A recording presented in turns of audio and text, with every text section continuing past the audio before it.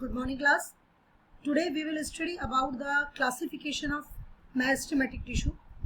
Classification हम दो तरीके से करते हैं. एक हमने कल पढ़ा था on the basis of origin and today we will study about the classification on the basis of location.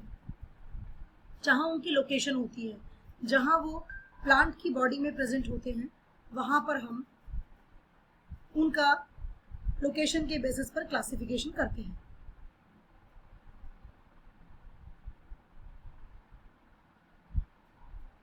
So, सबसे पहला है apical meristem. Yesterday I was discussed it already.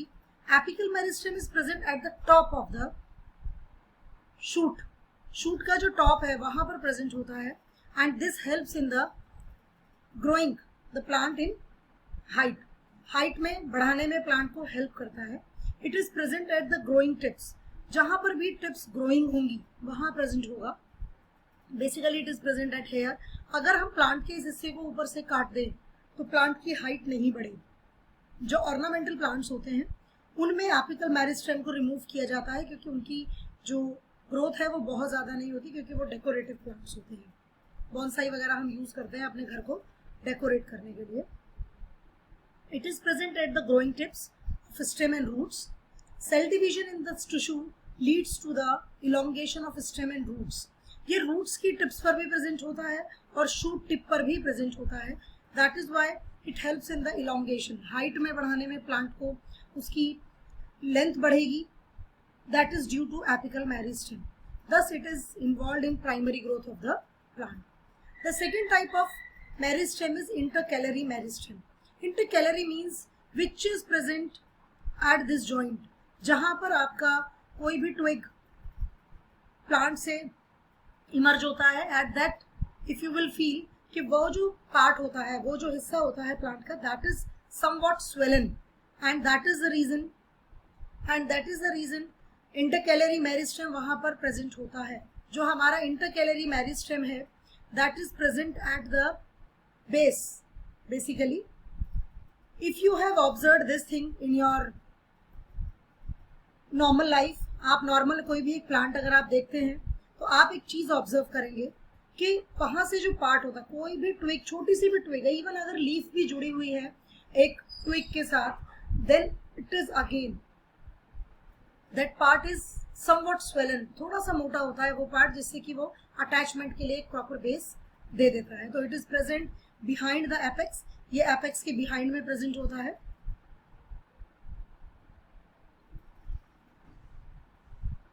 It is the part of the apical meristem which is left behind during growth period. ये इसकी जो growth है वो थोड़ी सी कम होती है in comparison to apical meristem.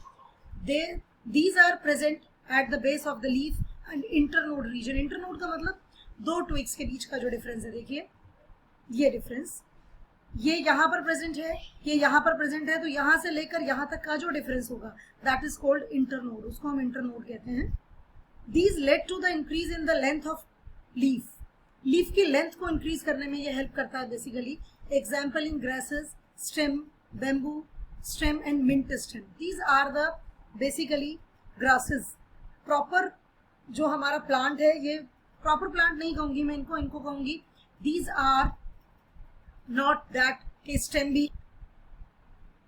इनको अगर हम नॉर्मली देखें ग्रास को, तो ग्रास में जो हम नॉर्मली एक प्लांट की कैरेक्टरिस्टिक्स डिफाइन करते हैं, उसमें लीफ होती है, उसमें फ्लावर होता है, उसमें बड होती है, वो सारी चीजें इनमें नहीं होती. These are not well developed plants. Total well developed plants नहीं होते. तो इसका जो रोल है वो वहाँ ज्यादा है इंटरकैलरी मेरिस्टेम का. Now the next one is lateral meristem. It helps in the growth of the plant through it's width. उसकी चौड़ाई बढ़ाने में बेसिकली लेटरल मेरिस्टेम का वर्क करता है. And it is secondary meristem. It occurs all along the sides of longitudinal axis of the plant. It gives rise to the vascular tissues, causes growth in the girth of stem and root, and they are responsible for secondary growth. Now the question is this: what is primary growth and what is secondary growth? Primary growth means जो आपका हर plant में normally होनी ही होनी चाहिए. ये जरूरी नहीं है कि सेकेंडरी ग्रोथ हर प्लांट में होती है, नॉर्मली प्रेजेंट होती है, लेकिन कुछ प्लांट्स ऐसे हैं जिनमें सेकेंडरी ग्रोथ बहुत कम होती है। बेसिकली उनकी जो ग्रोथ है वो प्राइमरी टिश्यूज या प्राइमरी पार्ट में होती है। तो वो जहां पर लेटरल मेरिस्टेम एब्सेंट होगा वहां पर प्लांट में सेकेंडरी ग्रोथ नहीं होगी, और जहां पर ये प्रेजेंट होगा वहां पर सेकेंडरी ग्रोथ होगी। तो this is all about meristematic tissue. Today we will study about permanent tissue. What is a permanent tissue? Permanent tissue किसे कहते हैं? Permanent tissue means the tissue which is made up of those cells which have lost their capability of division. वो अपनी जो उनकी एक खास बात होती है सेल्स की, वो डिवाइड करती हैं, उनकी वो कैपेबिलिटी खत्म हो चुकी होती है। They are not going to be no more divide, वो दोबारा डिवाइड नहीं होती, वो परमानेंट पार्ट बना लेती हैं प्लांट के टिश्यूज का, and then they are not going to be divide. उनकी लाइफ होगी फिक्स कि इतने लाइफ टाइम बाद इनकी डेथ होगी। तो मेरिस्टेमेटिक टिश्यू से जो ग्रोथ है वो लगातार चलती रहेगी, क्योंकि वहाँ डिवीजन रेगुलर चलता रहता है। That is the reason.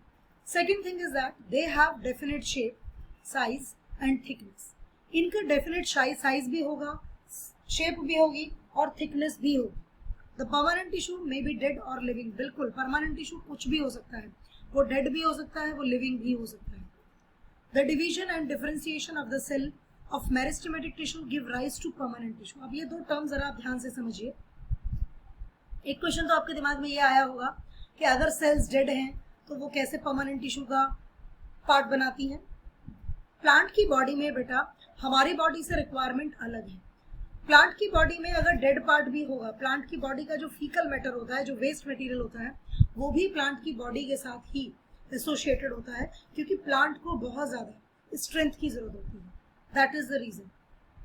इसीलिए अगर वहां पर डेड सेल्स भी हैं तो भी कोई प्रॉब्लम नहीं होती। मैं आपको एग्जाम्पल देती हूँ। जो प्लांट की बार्क होती है, जिसको छाल कहते हैं, that is basically dead tissues. वो डेड टिश्यूज की होती है, that is not a living tissue. So remember this point. Now the second point is that division and differentiation of cell. ये मैं आपको पहले भी बता चुकी हूँ। डिवीजन का मतलब डिवाइड होना, एंड डिफरेंशिएशन ऑफ सेल का मतलब है हर एक सेल अपना अलग अलग फंक्शन करती है। That is differentiation of the cell. ये वाला जो पार्ट है डिफरेंशिएशन ऑफ सेल, ये मेरिस्टेमेटिक टिश्यू से डील करता है, और वही जब वो टिश्यू परमानेंट टिश्यू में चेंज होने लगता है तो इट विल डिवाइड। जैसे कल भी मैंने एग्जांपल दिया था कि जब ह्यूमन बॉडी का मदर के वूम में डेवलपमेंट होता है तो स्टार्टिंग में सिर्फ और सिर्फ अ ग्रुप ऑफ सेल्स होता है, मिलियंस ऑफ सेल्स होती हैं उसमें, थाउजेंड्स ऑफ सेल्स होती हैं, और कोई डिफरेंशिएशन नहीं होता है कि which cells are going to be form head and legs and arms. No, after few weeks and few months that division starts in the body. वो डिवीजन बाद में स्टार्ट होता है। तो that is differentiation of the cell के जो sales हैं वो सारी सेल्स एक जैसा फंक्शन नहीं करती हैं, अलग अलग सेल्स जो हैं वो अलग अलग फंक्शन करती हैं। Then in the cell differentiation developing tissues and organs change from simple to more complex. ना what does it mean simple to more complex? Simple to more complex का मतलब है कि जो परमानेंट टिश्यू है आपके, वो परमानेंट टिश्यू की जो फॉर्मेशन है, या अगर हम उसकी स्टडी करें कि वो किन सेल से बना है, उसके कितने पार्ट्स हैं, तो that is too much complex in comparison to the simple. Meristematic tissue में हमने पढ़ा कुछ भी नहीं था, वो एक तरह की सेल से बना है, बहुत ज्यादा उसमें आपका सीमेंटिक मटेरियल भी नहीं है, तो दैट इज सिंपल। लेकिन जैसे ही आप परमानेंट टिश्यू के बारे में पढ़ेंगे you will find it out. आप ये देखेंगे खुद ही कि उसमें जो है वो डिफरेंट टाइप्स की सेल, उनके नाम भी अलग अलग हैं, वो प्रेजेंट होती है। Now the last point but not least, the cell of permanent tissue lose the capacity to divide and attain a permanent shape, size and function. Permanent tissue divide नहीं करता, लेकिन उसकी एक परमानेंट शेप हो जाती है, उसका एक परमानेंट साइज है, और एक उसका परमानेंट फंक्शन है कि उसको वही फंक्शन करना है। Now the next division, depending upon the structure and composition the permanent tissue are classified into two types. बिल्कुल, हम दो तरीके से क्लासिफाई करते हैं परमानेंट टिश्यू को, एक सिंपल परमानेंट टिश्यू, एक complex permanent tissue. Simple permanent tissue का मतलब है which are made up of only one type of cells. वो सेल्स जो सिर्फ एक टाइप की सेल्स से बनती हैं, they are known as simple permanent tissue. और कॉम्प्लेक्स टिश्यू का मतलब है कि जिसमें एक से ज्यादा टाइप की सेल्स प्रेजेंट होंगी, that is known as complex permanent tissue.